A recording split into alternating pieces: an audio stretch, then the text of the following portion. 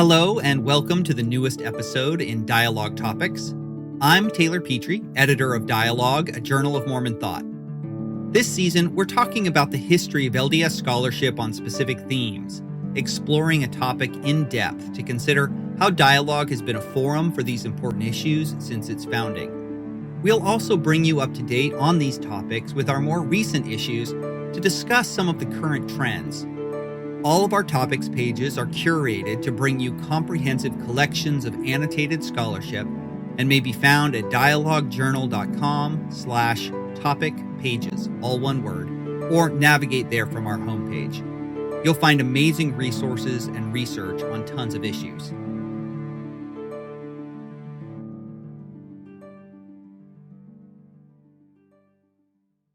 This month is February and is Black History Month. And in this episode, we give our attention to race. As we begin this discussion, it's important to know that dialogue was born in the context of the Civil Rights Movement. Founded in 1966, dialogue became the only independent forum for discussion of issues facing members of the church. And race issues were at the heart of this period. The church was embroiled in the Civil Rights Movement, as was the rest of the nation. George Romney, the Latter-day Saint governor of Michigan, favored civil rights. Ezra Taft Benson, former Secretary of Agriculture for 8 years in the Eisenhower administration, was a staunch opponent, and he began working on a presidential campaign with various segregationists during this period. It's fair to say that church members were divided on the issue, though a strong conservative bent among several leaders of the church, along with the church's policies on racial boundaries, meant that there was significant opposition to civil rights among many church members. In 1964 and 1965, major civil rights legislation passed in the United States. These were big accomplishments, but there was still a lot of civil unrest on these issues. There were major protests and riots in several cities around the country. This was one of the major issues facing the United States in the 1960s, and the church struggled to both explain and defend its own racial exclusion and segregation policies to a skeptical world and church membership, while also addressing the broader questions of civil rights and race relations in the country. Until 1978, the LDS Church prohibited any men with African ancestry from being ordained to the priesthood, and men and women from the highest rituals of the faith. Attributing the reasons for this policy to divine curses made it hard to justify and was increasingly uncomfortable to explain in a post-civil rights America. I'll also note that civil rights groups were protesting the church, and this really comes to a head when Stanford University refused to play BYU in sports because of the church's racial teachings, which spills over to other boycotts as well. In short, this was a combustible period on race relations and a difficult time for Latter-day Saints who found their social values and the church's teachings in conflict.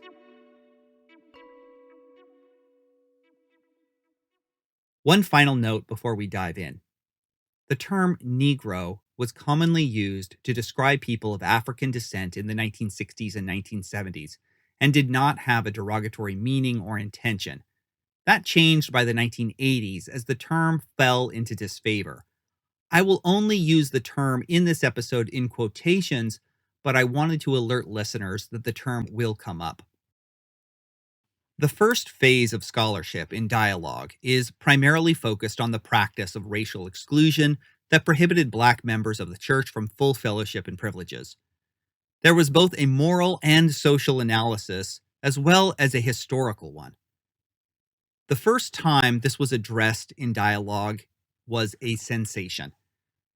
The summer issue of 1967, just the 6th issue that Dialogue had published, featured a letter from the editor of Stuart Udall, who was Secretary of the Interior in the Kennedy and then Johnson administrations, then the highest-ranking Latter-day Saint in government. He had worked with President Johnson during the passage of major civil rights legislation and cared a great deal about issues of racial justice. His forceful letter to the editor in Dialogue went right to the point. Quote, The restriction now imposed on Negro fellowship is a social and institutional practice having no real sanction in essential Mormon thought. It is clearly contradictory to our most cherished spiritual and moral ideals. My fear is that the very character of Mormonism is being distorted and crippled by adherence to a belief and practice that denies the oneness of mankind. He wrote this letter more than a decade before the 1978 revelation that would change the policy, and it was a lightning bolt. Udall and his family were from Arizona and active Democrats who'd helped along local and national civil rights measures. These matters were really dear to his heart. This letter to the editor at Dialogue wasn't the first time he'd raised his concerns with the church's teachings. Dating back to 1961, he had written private letters to LDS leaders expressing his criticisms and concerns. He continued the conversation behind the scenes for several years, sometimes being encouraged that change was imminent. But he'd grown impatient after the passage of civil rights legislation and decided to make his concerns with church teachings public and chose Dialogue as the venue. This was a huge controversy and made national news. Time and Newsweek had begun to cover the issue, and it shined a spotlight on the church's teachings as well as exposed dissatisfaction among the membership. It also put George Romney, a supporter of civil rights, in the uncomfortable position of having to take a public stand on the church's teachings just as he was preparing for a presidential run. The response to Udall's letter was fascinating. He received several letters, which were later published, and many which were published in Dialogue as well. "Why don't you transfer to another faith?" they said. "I feel that you are not even worthy of the government position you hold when you use your church for your own benefit." Another said, "It seems to me that you have one foot in the church, one in your government job, and an extra foot in your mouth." Many church members held that these racial doctrines were not only true, but absolutely essential to Mormonism, and that the church's leadership was more or less infallible on the question. By then, the dominant popular view was that the church had always taught these doctrines, tracing back to Joseph Smith, and had no authority to change God's law. But Udall also showed courage to many members who wanted and hoped for change. Grant Ivins, a former BYU professor, wrote to him, "Let me congratulate you. This is a courageous statement of sentiment shared by thousands of church members. For one of your stature to take the lead in this long overdue movement for change is most heartening." Boyd Matthias, a law professor at the University of Pacific, hoped, quote, "that this doctrine is changed before too many people have to pay the price of self-deception in order to be Mormons in the 20th century."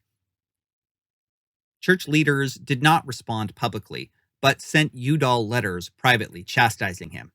Spencer W. Kimball wrote to him, "Stuart, I cannot believe it. You wouldn't presume to command your God, nor to make a demand of the prophet of God." It was a rebuke and a warning not to use his prominence to pressure the church publicly. It's notable that it was Kimball who would later receive the revelation overturning the past teachings in 1978. Kimball's letter also raised a major question that has haunted progressives for years. What is the best way to effect change in the church? Is working behind the scenes more effective? Or is public pressure and public campaigning more effective? The pressure on race issues became a classic example of this, with many coming to believe that public pressure actually caused the church leaders to retrench, to dig in their heels, delaying change. They didn't ever want to be seen as bowing to public pressure because it would diminish their status as prophets who were led by God, not public opinion. So many came to believe that letters like Udall's were doing more harm than good. But the debate remains an open one up until today. In fall of 2006, the early founders of Dialogue were thinking back on the 1960s and 1970s, an anniversary issue, and co-founder Wes Johnson reminisced, "The Udall letter broke what had amounted to a taboo on bringing up the subject in print." Whatever else the effects, Dialogue became the official place where the serious conversation could occur. It was now on the national radar and certainly on the churches. There were a number of letters to the editor after Udall's discussing churches' policies and a few book notes, but the beginnings of the scholarship really date to Armand Moss's winter 1967 article, Mormonism and the Negro, Faith, Folklore, and Civil Rights. This would be an enduring question for Moss, one of the most important scholars of Mormonism in the 20th century. A sociologist, Moss spent more than 50 years writing about race, including his magnum opus in 2003, All Abraham's Children, Changing Mormon Conceptions of Race and Lineage, with Illinois University Press. It's also evident that he himself grew and changed over time on this issue. Here's how he begins this first article. It is probably a distressing turn of events for most Mormons to see the Negro issue replacing the polygamy issue as the one feature most likely to cross the popular mind whenever Mormonism is mentioned. Just when it was becoming almost respectable to be a Mormon, another skeleton is dragged out of our ecclesiastical closet for all the world to see. He notes that the issue itself was bad, but the supposed defenses of it were even worse. It was embarrassing for Mormons in the 1960s, and they were not happy about it. The issue of respectability is a key one, I think. Mormons were hoping to assimilate, which they had done successfully up until that point. I'll point out that they'd achieved respectability in the first half of the 20th century by defending white supremacy. But the shifting grounds on race now resulted in a stumbling block for Latter-day Saints. This is a pattern that will repeat again and again on women's rights and later homosexuality. But Moss, in these early days, is a cautious defender of the church, even while being critical in some respects. Quote, "My plea then is to the civil rights organizations and to all the critics of the Mormon church, get off our backs. The Mormon leadership has publicly condemned racism, and there is no evidence of a carryover of the Mormon doctrine on the Negro into secular civil life. In fact, there is evidence to the contrary. No matter how much racism you think you see in Utah, you can't be sure it has anything to do with Mormonism." But he speculates that there will be some changes, such as perhaps making the Aaronic priesthood available to black men. But he emphasizes, quote, "Whenever change comes, it must come in the Mormon way. That is, the integrity of the principle of continuous revelation must be maintained." Here, he weighs in on the issue of public pressure, quote, "Agitation over the Negro issue by non-Mormon groups or even by Mormon liberals is likely to simply increase the resistance to change." So between Udall and Moss, we see Mormon liberals split on how best to bring about change, even if they shared the general embarrassment about the church's teachings and warned that it would harm the church in the long run if changes were not made soon. But this framing reveals a significant issue in this period. A lot of those who talked about this question suggested how unfortunate the church's policy was for the church. The white members suffered because of it. This scholarship was produced by white men who, while committed to racial justice, often prioritized their own suffering and angst about the issue as the real tragedy. While we're in this era, I just want to mention the article by our most famous contributor in winter 1968, Dallin H. Oakes, "Law and Order, a Two-Way Street," an 11-page discussion of the race riots in Chicago, where Oakes was living while teaching at the University of Chicago Law School, and was part of a roundtable on riots, minorities, and the struggle for justice and order. It's an opinion piece opposing violence as a mean to social change. Quote, "Our society is afflicted with a tumorous disrespect for law," he warned. I think that this is an important piece to put into conversation with his October 2020 speech on Black Lives Matter, which shows a remarkable continuity in Oakes' approach to racial issues, police violence, and protest.